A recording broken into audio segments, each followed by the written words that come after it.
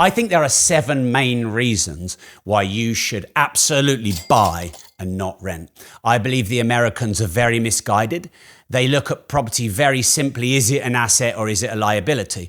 But over and above the new data, which I'll share with you in a moment, what about wanting to raise a family? Because you know what? It's a lot harder to raise a family in a rental. What about wanting somewhere to feel like home, like your castle? I remember I dreamt of living on a specific street in my city. And when I was broke, I used to ride on my bike and I used to stop there quite frequently. And I'd stop my bike and I'd look at this house and I'd visualize owning this house one day. Anyway, I started my business and I started to make some money. And I got to the point a few years later where I could afford to buy one of these houses on the street. There weren't any up for sale, so I rented one, maybe about 15 doors down from my dream home. Now, it was a nice house that I rented, but I couldn't change any of the layout. I couldn't even change the carpets, which were like a horrible rougey maroon red. There was this really old tacky fireplace I didn't like, and it never felt like home. But any money you spend on a rental is dead money. You're basically giving it to the landlord. Any money you spend on your own home to add value to your own home, because a curb appeal is one of the things that increases the value of your home the most. Why would you spend outside a rental? You wouldn't bother, but you would spend on your own driveway and making your house look nice. So all money you spend on a rental is dead. All money you spend on your own home could support its value. You can't get kicked out of your own home. You can get kicked out of a rental. Now, in the UK, I know the taxes are different, and I know there are property taxes in America. There are in the UK. But what you can do in the UK is you can trade up. So you can buy a home, it can go up in value, you can add value to it, you can sell it and then get a bigger house and you don't pay any capital gains tax. So essentially you can trade up for free. You can allow the property market growth to every maybe 5 years get you a nicer house and a bigger house and a bigger house, just riding the wave of the property market. Now, when your property that you own goes up in value, you make more money and you can buy a bigger house. But when the rent goes up in value, that's your living expenses going up. Now, a lot of people who are very pro-renting say that, paying off the mortgage is dead money. Well, all rent is dead money. Every single dollar and cents, pounds and pence of rent is dead money. But when you own your own home, only the interest element is dead money, but the repayment element is you owning the property, you paying the mortgage down, therefore you've got more equity and you pushing the value up. The next thing is, if you've got a rental, you can get kicked out of that either by your landlord or if something happens in your life and you can't afford the rent, you haven't got anywhere to live. But with your own home, the equity that you've got in your home is like probably the best savings account ever.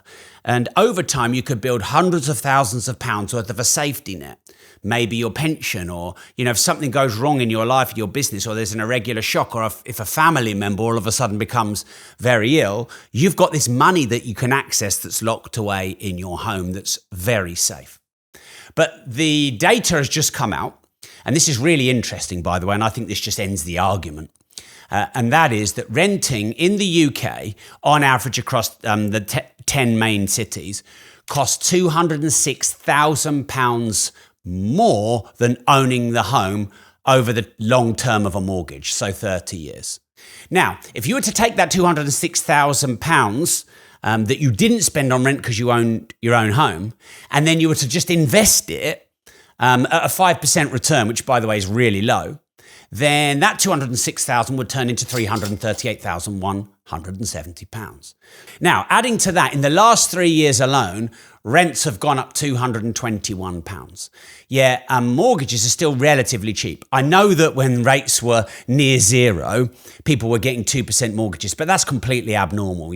That's not long term. Long term, a mortgage rate of about 6% might be the long term average. Right now, you can get a mortgage at about 4%. So you can get a relatively cheap mortgage compared to the long-term average. But just in the last 3 years, rent's gone up £221 on average per house.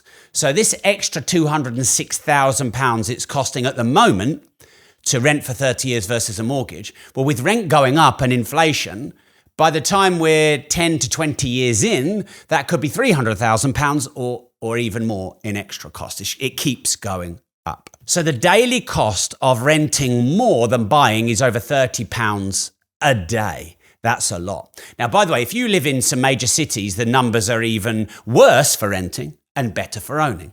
So in London, over a 30-year mortgage versus rent, it's going to cost you £540,000 and 687, just the change on the end, 540 grand more to rent versus to buy over the 30-year term.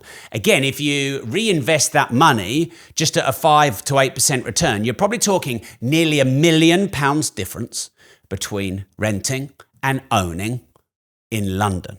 In 1088, can anyone guess the total value of all the land and all the property in the UK? So go back 1,000 years. There was a land and property valuation in the UK done, probably for tax purposes, I imagine.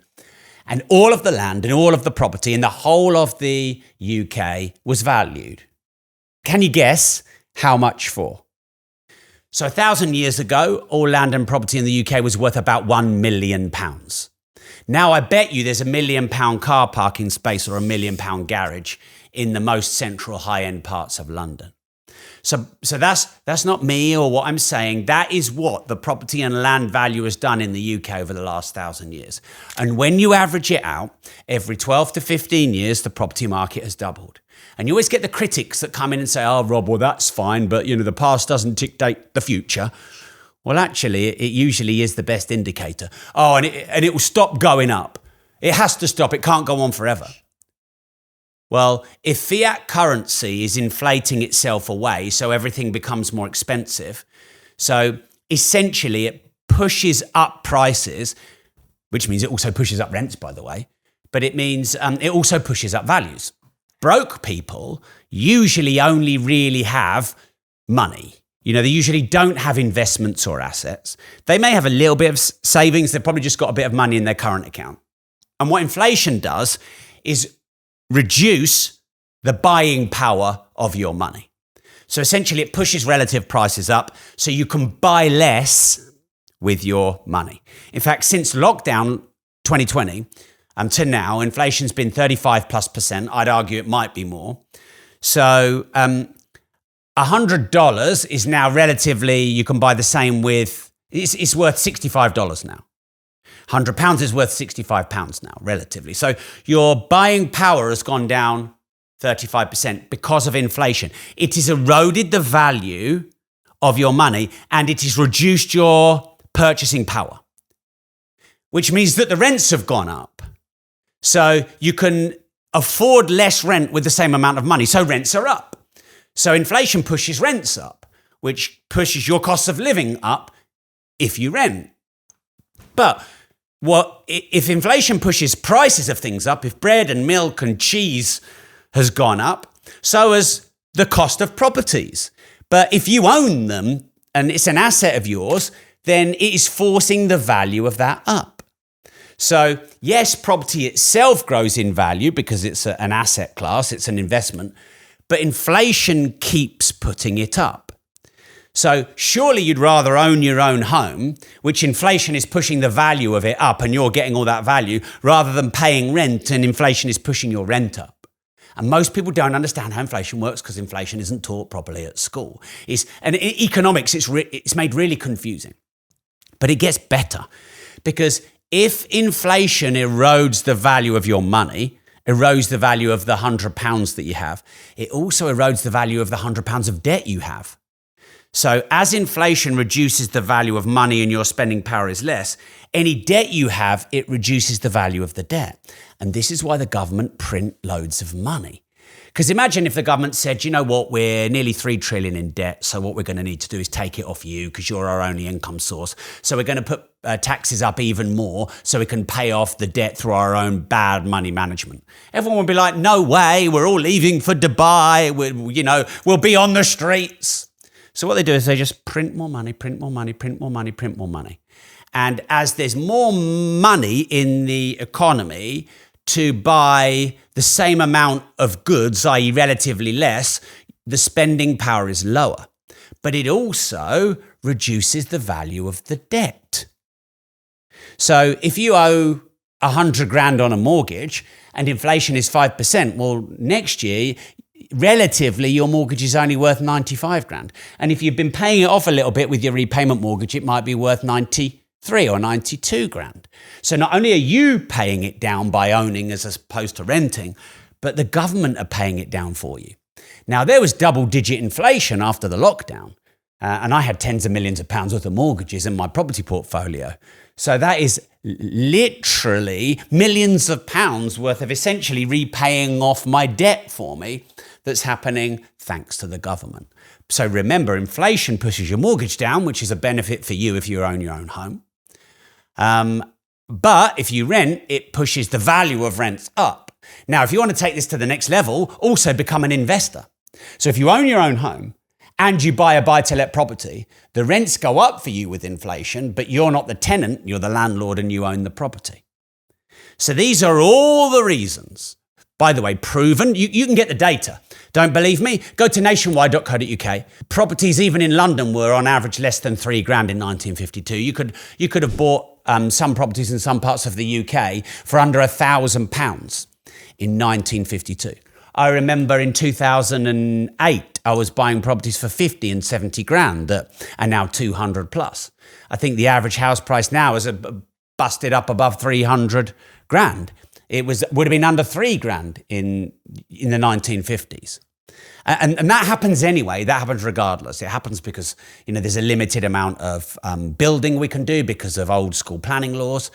We're an island and there's a lot of immigration and there's so many factors. We're so behind on house building. We've got major supply issues and all of that. Anytime you've got over demand and under supply, then prices go up. And we've got this kind of perfect storm of all of that right now. Now, look, if you want to get better financial knowledge and you want to learn things like this that aren't taught in school, that even a lot of the influencers are getting completely wrong, I recommend you join me at our brand new Moneymaker Summit. I'm doing 5 keynote speeches. I've got 4 of my multimillionaire friends. Many of them have been in business 15 or 20 years. They're handpicked by me. So we'll teach you about launching an information business, how to start a business on £50 or dollars, how to invest in the right assets, how to protect your money from the central banks and governments. It's all at the Moneymaker Summit Live. So for dates, details, speakers, and to register or upgrade to the tickets, the special golden tickets, the link is robmore.live/MMS, as in Moneymaker Summit. So you can see all the information on that page. I just want to quickly tell you that the data is out now and it's undeniable that buying is much better than renting. It costs you hundreds of thousands of pounds, maybe £1 million plus more in the UK to rent than it does to buy. So anyone who's American, any American influencers, anyone want to disagree with me, give it a go. Put your thoughts in the comments, but I'm not sure anyone will be able to change my mind. So thanks for tuning in. Remember to invest for freedom, choice and profit. And if you don't risk anything, you risk everything.